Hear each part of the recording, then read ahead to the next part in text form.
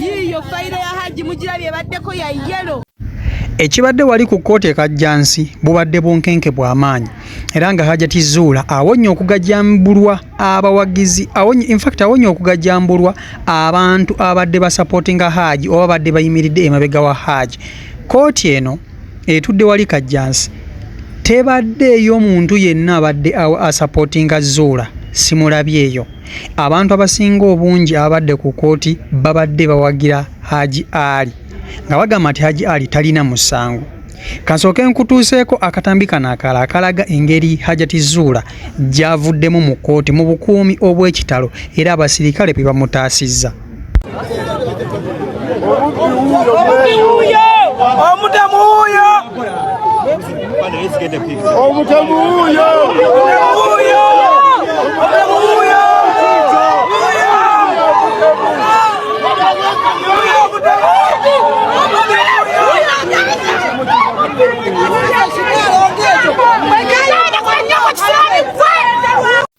Embeera ndowooza ogirabye bwetyo bwebadde ya bunkenke nnyo.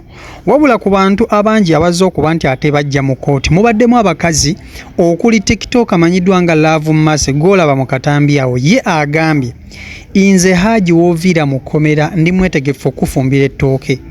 Abakazi ab'enjawulo bagambye nti bannange Haji musajja mulungi, musajja mukakkamu. Zula obeera otya n'omusajja bw'ati nga tomanyi kyama kimulimu? Oba okitegeera kubanga abantu abasinga balaba nti Zula ayagala bya bugagga ate abakazi abasinga obungi mu Uganda bo baagala mukwano. Kasooke nkutuuseeko Love Mase owulire byasuubiza okukolera Haji, amusuubiza omufumbiranga ettooke, okumuwa ekitiibwa. Tafudde ku bya ssente oba Haji alina ssente oba alina abaana, tafuddeeyo. Wabula agambye ye agenda kumumalako ennaku yonna yonna Haji gy'alabidde mu kkomera aleme kuddamu kuba nti ate ye amwerabize n'ebya Zula. Kankutuuseeko Love Mase. Tata Haji tukulinze fa bateesabika be muyita bakafiire abeesabika babatuusiza wano naye nkulinze taata njagala nkufumbire tooke ng'ovudde munda ndayidde Love Mase ngenda kufumbira siri kulabya naku taata oli musajja mulungi bakubonyaabonyeza fe boona batusula ku bunkenke basingwa maaza tebatukwatirangako baana naye noyimirira n'ogamba ngu bakukwatira omwana mu kasenge ku kitanda batulage kajeeka wafuluma njagala kubuuza mukazi gwe yafuluma atya mu buliri bwo olaba omusajja yeetuusa bwati eriso n'ojula bwoti n'osula ku simu ye ng'ogikankandaliza yakutolokako atya mukazi gwe yakutolokako atya mu bantu bonna ebikazi ebijujuulu n'alondamu omwana wo. Twagala mazima twagala tulage n'akatanda ako keyawalamba kuba ndaba musajja muwanvu yagenda kati awo wenjagala okulaba taata Haji ndi wano nfukamidde bw'oviira munda taata ndwana tulwana Katonda wali mwenkanya nkulinze taata ojja nkutwale. Ndowooza buli kimu mukiwuliddeko bulungi embeera mugiwulidde bwetyo bwetambudde wali ku kkooti. Abakazi abasinga obungi bavuddeyo bo beeyagaliza Haji newankubadde nti ate Hajat Zula ye ayagala kwejjako Haji kumusibisa kwawukana naye mu bubi. Naye ate abakazi abangi bo bagamba nti omusajja ffe mutuwe tujja sobola okuba nti ali tumunazaako ennaku. By the way Haji Ali ono abantu abasinga obungi abadde ku kkooti bye babadde basinga okubeera ku sayidi ye.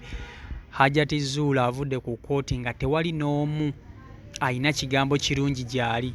Hajat Zula avudde ku kkooti ng'abantu baagala mugajambula nga bwe mbikulaze. Hajat Zula avudde ku kkooti mu bukuumi era talina munnamawulire n'omugwa wadde interview. Oluvudde ku kkooti alinnye bulinnyi mmoloka ya Nalongo kitone ne bavaawo era abantu babadde bakambwe nnyo nga bagamba nti poliisi mutuwe Hajat Zula ono tuffe tumwekolereko. Poliisi kyegaanye era bamuwadde obukuumi bw'amaanyi mpaka waavudde ku ki mpaka waavudde ku kkooti. So embeera bwetambudde wali eri ku kkooti. So naye ng'abantu bangi bo bavuddeyo okuba nti tebasupportinga Haji. Wabula ekintu ekisinze okuba nti ate kyewuunyisa abantu nti Hajat Zula mu kuva mu kkooti Haji nga bamugye mu courtroom wali we bawoozeseza bamutute mu kaduukulu. Kakati okumutwala mu kaduukulu Hajat Zula avuddeyo n'agenda n'ayogerako ko naye oba okitegeera avuddeyo n'agenda n'ayogera naye tewali amanyi biki bye boogedde naye ng'ate Haji alaze nti abadde musajja mukkakkamu, Haji alaze nti abadde musajja kwegamba asobodde okumuwa chance nayogera naye. Abasajja abalala muganda wange tomuteeka mu kkomera n'ojja n'osigala ng'okyayogera naye bw'otyo aba tayagala nakulabako. Naye ate obukkakkamu bwa Haji ono Haji Ali bwe businza okuba nti ate bumuwagazisa abantu n'abantu okukkiriza nti ddala kituufu Haji ono teyakwata mwana, ddala kituufu Haji ono teyakabasanya nisha, oba okitegeera. Naye nga yo kkooti egambye nti agenda kukuddizibwa mu kkooti ennaku z'omwezi nga 13 omwezi ogujja ogw'e11 baddemu okuba nti ate bawulira omusango gwe ate asobole okuba nti ate yeeyimirirwa, kubanga Honorable Nsereko bw'atyo bw'ayogedde agambye nti baagala okusobola okubalaba nti Haji awoza ng'ava waka.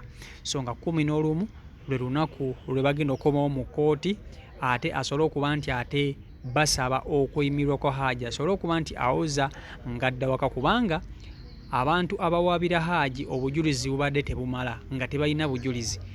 Hajat Zula ebbanga Haji lyamaze mu kkooti lyamaze mu kkomera abadde talina bujulizi bumala kuba nti ate ayanjula eri kkooti, oba okitegeera. So kkooti n'esalawo bangu okuleeta obujulizi oba si ekyomusango bajja kugugoba.